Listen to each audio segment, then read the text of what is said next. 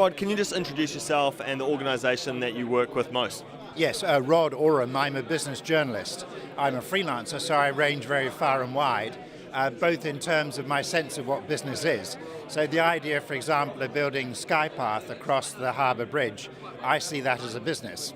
And as in terms of being a cyclist, I've never stopped cycling since I was a kid. I've always tried to live within cycling distance of work, and I love all kinds of cycling. So yes, I will pull on the Lycra, and I do have a very nice road bike, but I'm just as happy off-road on my mountain bike or on my folding bike or my electric bike or my tandem with my wife.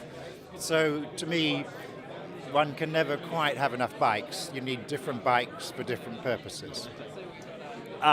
Perfect background. What was the substance of your talk today? Why did you come here and what did you talk about? I was asked to give an external view, but one that might help move that sort of sense of the challenge on a bit. So I focused on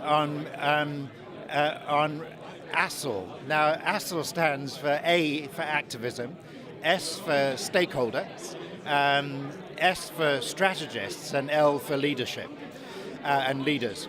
And so I just used a few cycling photos to draw out the points of each of those. But before I did that, I set a very big context about the environmental and resource and other challenges we all face on the planet as we head towards 9 or 10 billion people by 2050. And so my very strong sense is that we're never going to deal with these global issues unless we can find local solutions that contribute to those. We won't find local solutions until we identify locally a common sense, i.e. a common understanding of what the issues are we're trying to deal with, what the opportunities are, a common purpose about how we might tackle those, but then common wealth. What will we all get out of that? So a point that Jonathan made in his presentation before mine, that we need to be much more effective at persuading those people who will never cycle why they will be better off if more of us do cycle. So what would be the benefits to the non-cyclists, I thought is a very nice idea in that sense of commonwealth. And you won't get common sense, common purpose, commonwealth unless you have communities that do learn together and work together and collaborate together. So that's why I then moved on to ASL, about being activists, being stakeholders, being strategists and being leaders.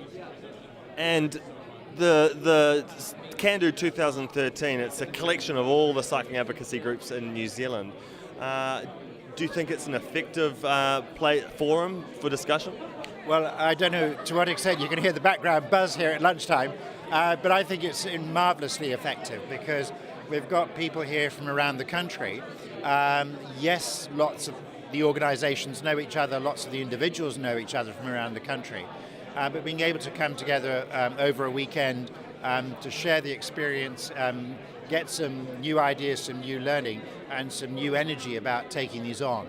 And this is such a great place to meet because this is the Pioneer Women's Hall, and when you just look out of the window, you get this wonderful sense of the range of the city in terms of old buildings here on High Street, new buildings like Metropolis. But you've got this gorgeous cityscape in front of us of the square in front of us and the fountain and the palm trees behind that. And this is all perfect place, shared space to be walking and cycling. And so when I arrived this morning on my yike bike, I was coming up High Street here and just turned in across the square in front of the building. To me, that's what a very attractive urban place is, a place where you want to live and work. So this is a great location to be having that discussion. And one comment to those cycling advocates who couldn't be here today, what's the call to action for them for the 2013-2014?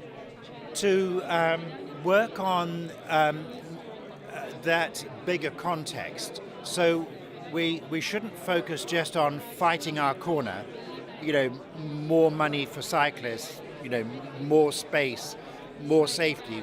We do need all of those things. So think of it not as fighting our corner narrowly, but think of it better in terms of articulating how we cyclists and indeed walkers and others can contribute to the quality of the life of the city and the work life of the city by doing what we do. And I hope in that way we will build a much broader support than just for cyclists, from amongst cyclists.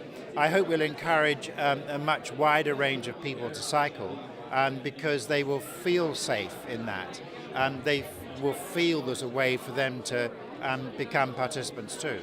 But I go back to that earlier point, it's also very much about working with those people who will never be cyclists, but helping them understand how their life, their city can be better if more of us, not them, but the rest of us are cycling. It's a great point to end on. Thank you very much, Rod. My great pleasure. Thanks.